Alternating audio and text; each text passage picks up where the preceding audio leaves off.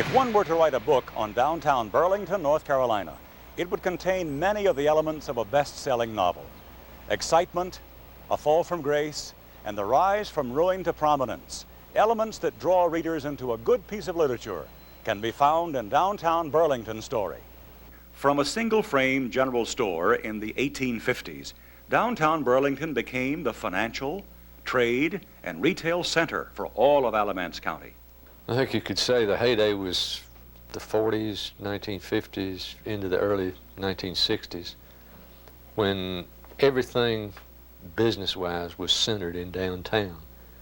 You had your banks, you had your department stores like Sellers, J.C. Penney's, Belt Beck. Rayless was on the corner there for many years. Then you had your smaller stores, your drug stores. It was everything shopping-wise you needed was concentrated downtown. The 60s was a decade of change, ominous change, which initiated the start of downtown's decline. The opening of Compark Plaza in 1963 and Holly Hill Mall in 1969 attracted major retailers and their clientele away from downtown. The loss of these larger stores forced many smaller shops to close, transforming downtown into a ghost town.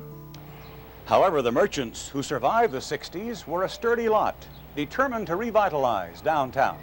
They covered their storefronts with aluminum siding to create a more modern appearance. The city also helped, obtaining a $700,000 federal grant, which it used to convert part of Main Street into a pedestrian mall. Despite the optimistic intent of these efforts, they failed to attract shoppers and new businesses. In 1988, Burlington gained acceptance into the North Carolina Main Street program, a program which helps small cities revitalize their downtowns. This Main Street is often referred to as the four-point approach. They feature organization, which is the means through which public and private groups come together to identify problems and opportunities for revitalization. Promotion, which is trying to find new ways to excite people about downtown and its potential, while also creating a very positive image. Design, which helps to improve the physical presence of downtown while playing on the strengths that it represents as a very unique historic shopping environment.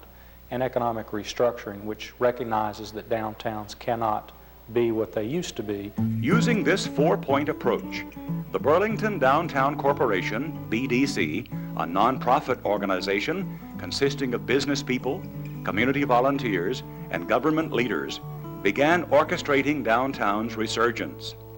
The pedestrian mall was removed to return vehicular traffic and parking to Main Street. Property owners removed the fake facades from their buildings, revealing architecture so significant that downtown Burlington is now listed in the National Register of Historic Places. Since the formation of the BDC, 11 new businesses have opened and over $2 million have been invested downtown. While this is exciting news, downtown's biggest headlines are being made by its largest employer. Burlington is the national headquarters of Roche Biomedical Laboratories.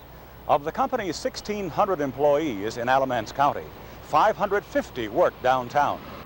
Roche has purchased the 9-story Atlantic Bank and Trust building and will spend $3 million on its restoration. Roche is also seeking to acquire additional properties downtown. We very much enjoy being downtown.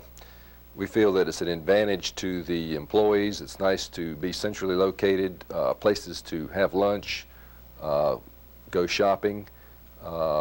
We've found it to be a win-win situation for us. Just as downtown's decline occurred over time, so too will its revival. But with Main Street program support, the presence of Roche Biomedical Laboratories, and aggressive recruitment of new businesses, the future of downtown Burlington, the window of our community, looks very bright.